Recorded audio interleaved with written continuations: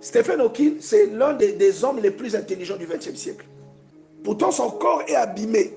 Mais étant donné qu'il a en lui une portion de Dieu, il a développé des théories qui ont permis des avancées technologiques incroyables.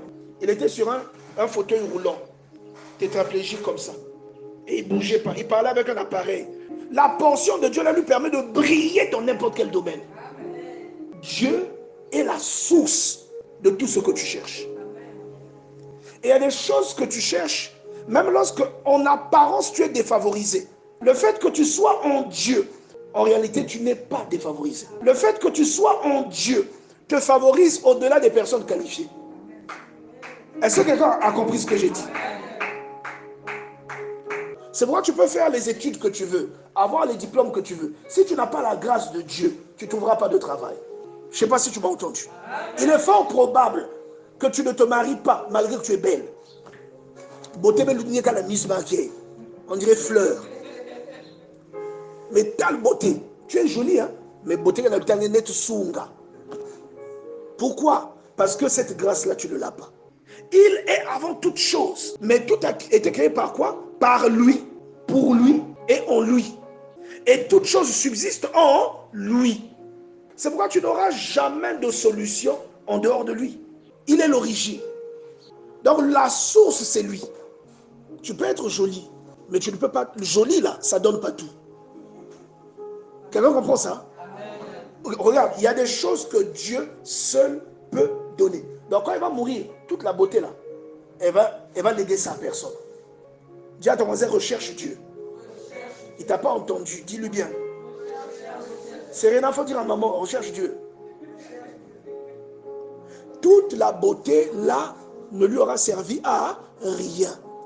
C'est pourquoi avec Jésus, même à 90 ans, tu as l'espérance que tu peux engendrer. Et j'ai souvent pris l'exemple d'Abraham et Sarah, en disant, lorsque Sarah a entendu, même Abraham, Sarah c'est trop loin, Abraham, Genèse 17, quand Abraham a entendu que Sarah allait enfanter, la Bible dit qu'Abraham a rigolé. Abraham, il a rigolé. Et pour ceux qui ne le savent pas, c'est pourquoi même son fils s'appelle Isaac. Isaac, ça veut dire que il a rigolé, il a ri. Isaac. Donc il y a des choses pour que tu les aies. Il faut que Dieu ajoute un petit sel piment au-dessus. Et tu auras ces choses-là. Il est la tête, le corps de l'église. Il est le commencement. Le commencement. Qui est-ce qu'on peut comparer au commencement? C'est-à-dire c'est le premier-né d'entre les morts. Afin d'être premier en tout. On va dire, oh mais Lazare est ressuscité. Il est ressuscité par la puissance de qui? Du premier-né d'entre les morts. Oh mais les autres d'Élysée ont ressuscité quelqu'un. Les autres là ont ressuscité par l'onction de qui? Par l'onction du premier-né d'entre les morts. Il est avant toute chose. Est-ce qu'on a dit excepté ceci? Non. Il est avant toute chose. Toi tu peux être jolie. Tu n'es pas marié. Mais celle qui est moins jolie que toi est mariée. Tu comprends? Quand tu regardes la talabanzoto, mais celle qui est mouplata est mariée. Dis à ton voisin, discerne. Est-ce que quelqu'un comprend là où nous sommes? Discerne.